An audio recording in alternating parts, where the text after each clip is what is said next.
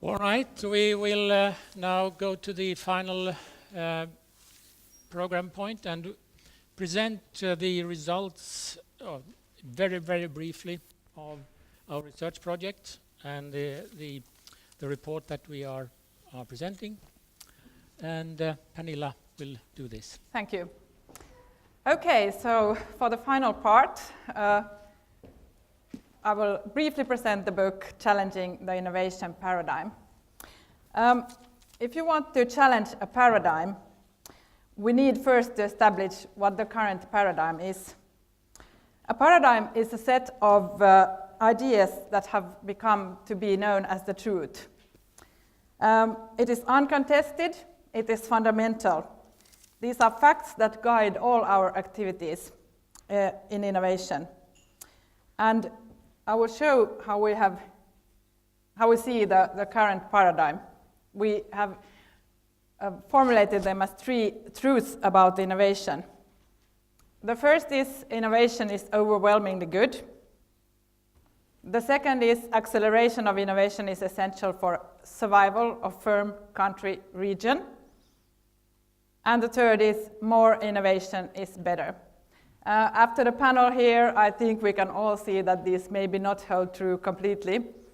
But in the book, we hadn't had the panel when we started, so we wanted to establish what is it, what kind of paradigm is it that we are trying to challenge. What do we know in research terms about innovation? Well, if we think about the 3 truths of the paradigm, we of course have been very interested in what leads to innovation, how can we do more, be more innovative, and how can we innovate more.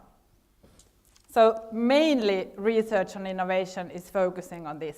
What leads to innovation? To some extent, there has also been research on the consequences, but these are mostly the direct, anticipated consequences that are mostly the desirable ones. Some we also have, we can't leave out the undesirable ones, but this is these are the consequences that are mainly then in focus. And yet, innovation research is really mainly focusing on this first bit. So, our aim in the book was to use a more, or to present a more nuanced way of looking at innovation and highlight that innovation inevitably always have these kind of unanticipated consequences. So if we have an innovation, we both have anticipated consequences as well as unanticipated consequences. And both of these can be both desirable and undesirable. However, the consequences do not stop there, but there are other consequences following from the first consequences. These are the indirect consequences for stakeholders. And they go on in different generations. Now, what we also have is usually the new innovations lead to more innovations. And if we accept this model to be true, we can see that innovation is systemic. So because innovations and the unintended consequences usually are remedied by more innovation, innovation becomes systemic, and there are new innovations with new consequences. And you can map out any kind of innovation here. If you take the light bulb or nuclear power or computers or whatever, and then you can try to see. The problematic thing is of course that these are easily to see at hindsight and more difficult to predict what is it going to be in the future. And the more complicated the innovation, the more complicated the consequences, as we could hear about the ICT, for example, that it goes faster and faster, and the consequences are impossible to foresee. Now, briefly about the contents of the book. if we remember the three truths about innovation. So we are trying to challenge these truths, and we do this in 3 parts of the book.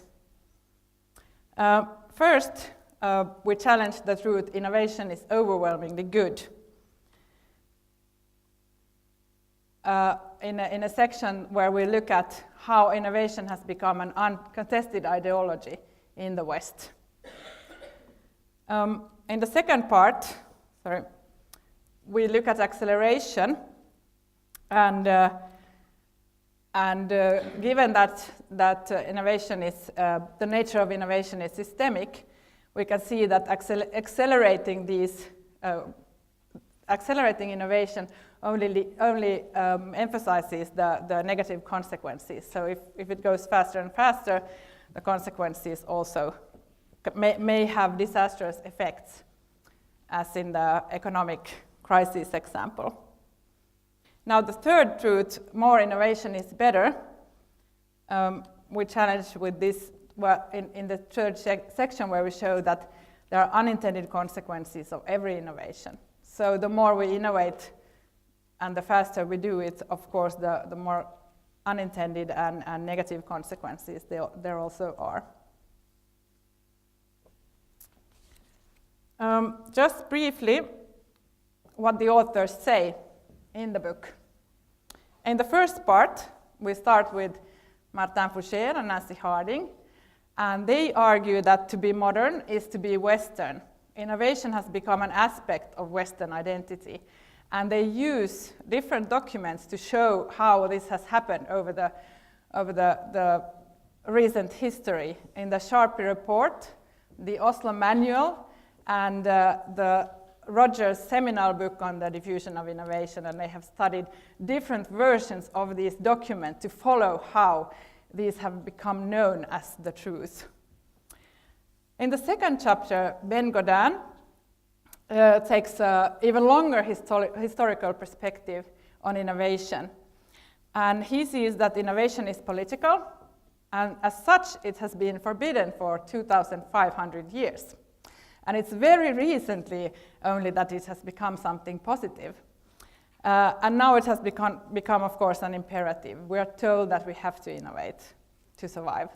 But this has not been the case for most of the history. In the third chapter in this section, we, the editors of the book, we present our research that initially started this project, where we looked at innovation research literature. So we studied research articles to see how much innovation is really about consequences, and especially about the unintended and the undesirable consequences. And looking at innovation literature is the same as the Amazon example. If you go into a research database, our first hits when we start to look on articles defined as innovation articles or had innovation in the title or the abstract, the hits were about 300,000. Now, when we started to refine our searches, looking at consequences, looking at effects, outcomes, looking at unintended, undesirable, negative, all these kinds of things, we came down to a number of 30 articles out of 300,000. So, to say the least, this kind of research is non-existent. In the second part of the book, we are looking at the systemic nature of innovation. First, Hasu, Leitner, Solitander, and Warblane, most of whom are here today, look at the innovation imperative to find a paradox, that the acceleration of innovation is both socially desirable for developing areas, but it is also a mechanism of greed and unsustainability for global enterprises. And they have some good ideas on how to put on the reflexive brakes and what to do about innovating and do it more reflexively and slowly. Then Karl-Erik Sveiby has a chapter on the financial sector. And he is able to show that when innovations alter the context in which they are diffused, the people who handle these kind of innovations, they become temporarily incompetent. And this may actually lead to the disasters that we have seen in the financial crisis. And then Karl-Heinz has a chapter where he is focusing more on the weak signals for opting out of the innovation race. So he has taken one of the themes that he presented earlier when looking at the no innovation strategies or pseudo-innovation and also eco-innovation. So what can we do about this race, about this acceleration? And there are some examples on how to tackle that.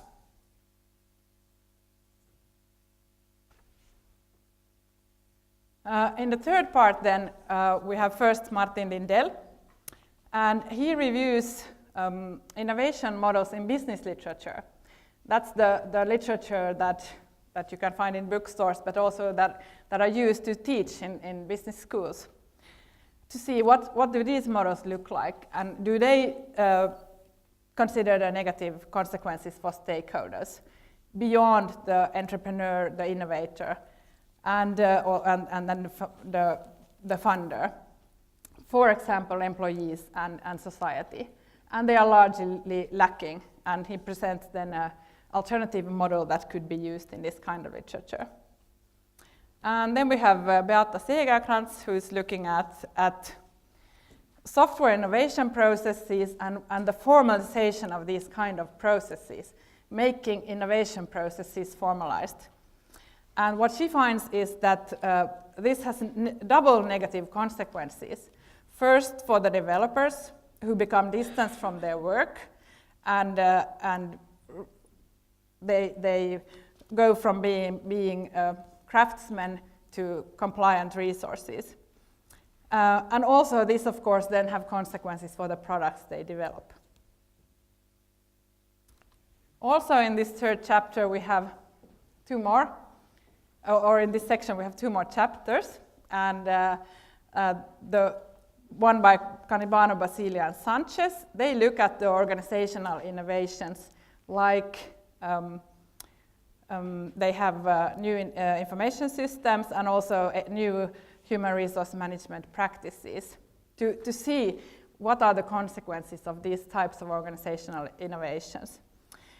And what they find is that they produce work intensification, they distort work boundaries, they induce multitasking, and they accelerate the pace of work, so something that was already discussed here during the panel also. And this, of course, leads to reduced well-being and increases stress, anxiety, and pressures. And then finally, in the last content chapter, Matsumoto and Kawajiri does a fantastic job in identifying the indirect effects of ICT on the carbon emissions when you transfer production from industrialized countries to developing countries, which of course have lower carbon efficiency, and in total then the emissions are increased. And this is a good example of piece of research where you actually map out something that you at first sight think is impossible to show this, but they do it, so it's also a good example of how to do research on the consequences, the indirect consequences in the huge system of global business.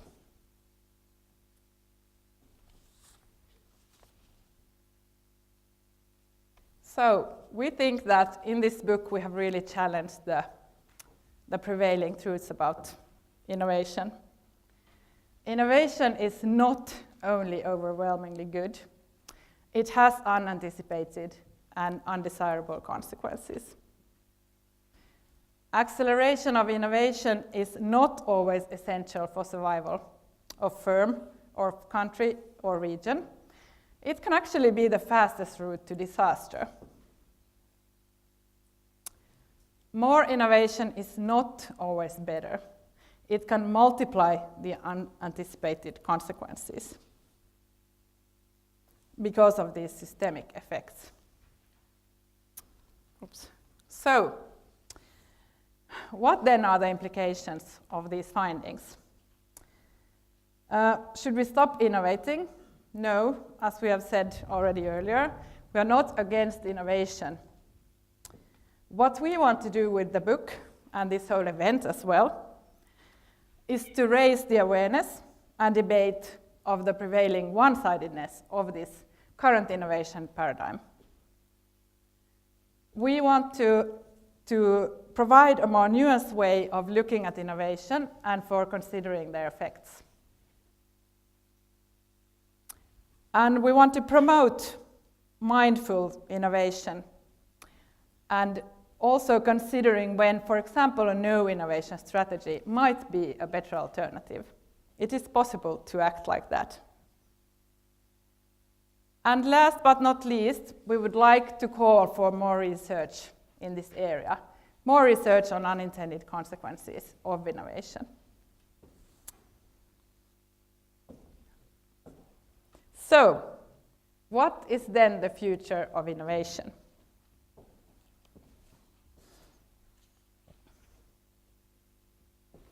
You have voted. We had actually 2 winners in the vote, waste-based innovation and innovation meets education.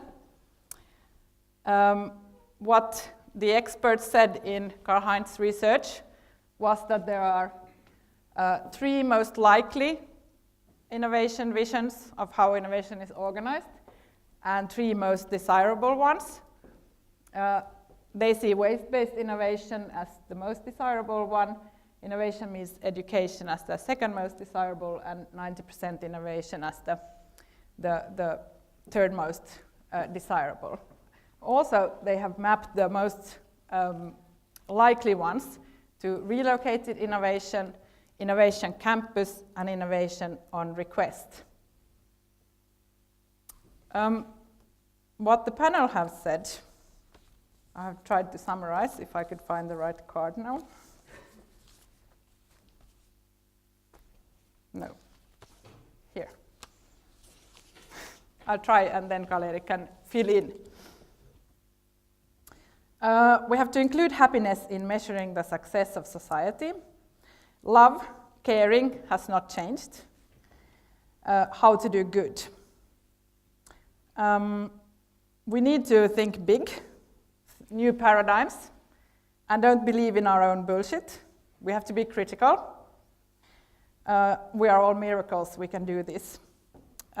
We need more meaningfulness in life, because this increases the well-being. We have to train young people on how to make sense of media, democracy, etc. And we need to get away from technical innovation to social innovation. And I would like to add here also service innovation. And thus change, and we also need to change our attitude to work. And then we have from the public, we had also a comment that this is about the culture, the rational culture, and we have to embrace that human beings are emotional individuals. Would you like to give your summary? Not the summary, but just a comparison.